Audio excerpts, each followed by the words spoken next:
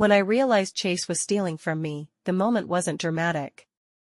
No gasping revelation or desk-pounding fury. Just a quiet, cold clarity while reviewing quarterly reports for my foundation at 2 a.m. in a Denver hotel room after dropping 34 points against the altitude. I'd been staring at spreadsheets until the numbers blurred, trying to understand why our operating costs for the South Columbus girls basketball program had suddenly increased by 22% when participation had only grown by 7%. My accountant had flagged it, but Chase, my agent of 12 years, and a partner in setting up the foundation, had dismissed it as vendor price adjustments and administrative expansion. But the math didn't add up. I scrolled through line items, cross-referencing against previous years, and there it was, a series of consulting fees to companies I'd never heard of. 6 figures, routed through a maze of LLCs, all ultimately leading back to a holding company that took me 3 hours of internet sleuthing to connect to Chase's brother-in-law. My agent, the man who'd negotiated my first shoe deal when I was 20, who'd held my hand through 2 ACL recoveries, who'd given a toast at my wedding, had been siphoning money from a foundation designed to give underprivileged girls their shot at a future.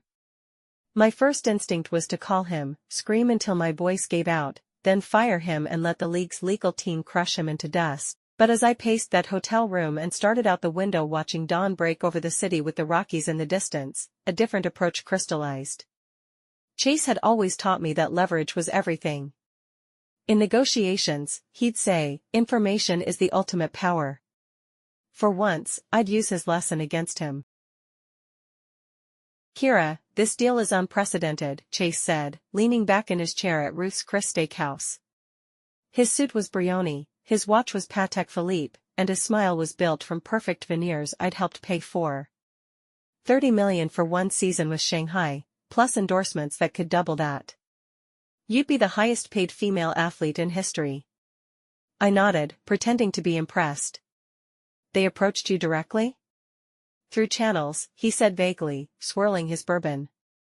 "I've been cultivating relationships in Chinese markets for years. This is why you keep me around." The Shanghai offer was fiction. I'd created an email account, hired a translator, and crafted an elaborate approach that would seem legitimate only to someone who wasn't looking too closely. Someone blinded by greed. "I'll need to think about it," I said. "What about my foundation work?" "The South Columbus program is just gaining traction." A flicker of something, annoyance? Concern, crossed his face. "We'll manage it remotely. Frankly, this could be good for the foundation.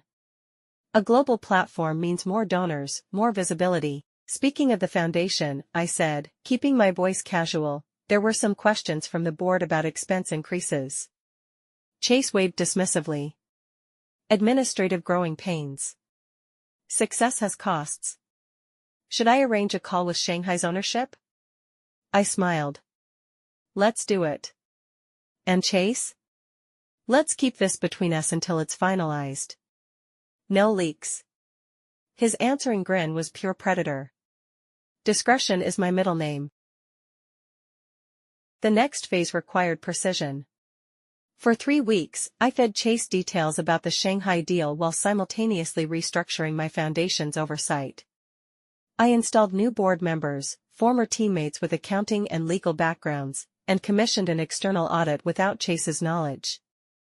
Meanwhile, I built the centerpiece of my plan, the foundation's annual gala, which we'd moved to coincide with the All-Star Weekend in Columbus. "We need to make a splash this year," I told Chase. "The Shanghai deal will be announced right after, so this is my last big domestic appearance for a while." "Who's on the guest list?" he asked during a planning meeting. "The usual donors, plus players, league execs, media, some potential new corporate sponsors," I replied. "Oh, and the commissioner confirmed yesterday." His eyebrows rose slightly. "Impressive." "I want to announce a new initiative," I continued. "Something about financial transparency in charitable organizations. Thought it would make a good impression given what happened with that NFL Players Foundation scandal last year." Chase said, suddenly fascinated by his phone screen. "Not sure that's the right theme. Donors don't want to hear about oversight, they want heartwarming stories about kids." Maybe you're right, I conceded. I'll rethink it. Of course, I didn't. The night of the gala arrived, a perfect summer evening at the Franklin Park Conservatory. I wore a custom gown in the midnight blue and silver of my team colors, greeted donors, posed for photos, and watched Chase work the room with his practiced charm. He was especially attentive to Wei Lin, an old college friend who was posing as a Shanghai basketball executive. During the reception, I caught fragments of their conversation. Structure could be adjusted to optimize. Sure, considerations for the tax implications. Foundation provides certain flexibility. I smiled into my sparkling water. Chase was taking the bait beautifully. By the time I took the stage for my speech, the trap was set. The grand atrium fell silent as I stepped to the microphone. Basketball taught me that timing is everything, I began.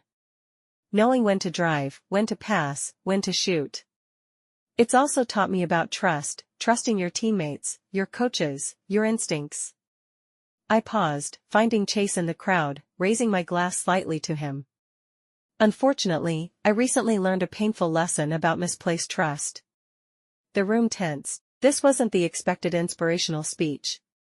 For the past 3 years, someone I trusted implicitly has been stealing from this foundation. Stealing from the girls in South Columbus who depend on our programs. Stealing from all of you who have so generously donated. Murmurs rippled through the crowd. I could see Chase's face shifting from confusion to alarm. Rather than make accusations, I'd like to present evidence. At my signal, screens around the ballroom displayed financial records, shell company structures, and damning email threads. Each had been meticulously documented by the forensic accountants I'd hired. And just to be absolutely certain, I continued, I created a fictional overseas deal to see if this person would reveal their methods when tempted by an even larger opportunity. I nodded to Wei Lin, who stood.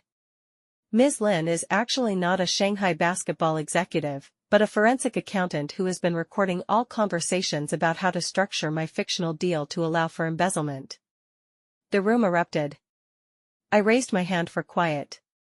Chase Rogers has represented me for 12 years. He negotiated contracts and endorsement deals that made me wealthy beyond my wildest dreams. And he used that position of trust to steal from children who have nothing. Chase was on his feet now, moving toward an exit, but security, quietly positioned earlier, blocked his path. Commissioner, I said, addressing the league head at the front table, I provided your office with all documentation. The foundation board has voted to pursue full legal remedies. The commissioner nodded solemnly. To our donors, every penny will be recovered, and new oversight is already in place. I took a deep breath. And Chase? You always said information is power. You were right. The rest of the evening passed in a blur of statements to leak security, expressions of shock from guests, and reporters frantically filing stories. Through it all, I maintained the composed demeanor that had become my trademark on court. No gloating, no public rage, just the cold execution of justice. Later that night, after the gala had emptied and the initial media frenzy had subsided, I sat alone on the museum's terrace overlooking the lake. My new agent, a former prosecutor who'd transitioned to sports law, joined me with 2 glasses of champagne. The league office is impressed, she said, handing me a flute. They're already talking about making your foundation's new transparency measures a model for all player charities. I nodded, watching the moonlight illuminate the gardens. What happens to Chase now? Criminal charges are certain. Civil litigation from the foundation. The Players Association is moving to revoke his certification. He'll never work in sports again. I should have felt vindicated, triumphant even. Instead, I felt hollow. 12 years of trust couldn't be erased without leaving a void. The girls in the program, I said. I need to make sure none of this affects their summer tournament schedule. The board already has it handled, she assured me. You've got good people there. And the corporate sponsors who witnessed everything tonight? 3 have already committed to increasing their donations. Your little sting operation might end up being the most successful fundraiser in foundation history. I smiled faintly at the irony. Sometimes the best defense is a good offense. She clinked her glass against mine. To justice served. To the game, I corrected. The game always reveals who you really are. As we drank, my phone buzzed with a text from Wei Lin. Shanghai is trying to reach out. They heard what happened and want to discuss a real exhibition opportunity. Perhaps some good would come from this after all. Not the revenge itself, that was just cold necessity, but the visibility it created for the Foundation's mission. Girls who needed champions would have them, with resources no one could touch. I protected what mattered most. In basketball and in life, that's the only victory that truly counts. Please like and subscribe for more great revenge stories. And would love to know what you'd like to hear revenge stories about. Please feel free to leave comments.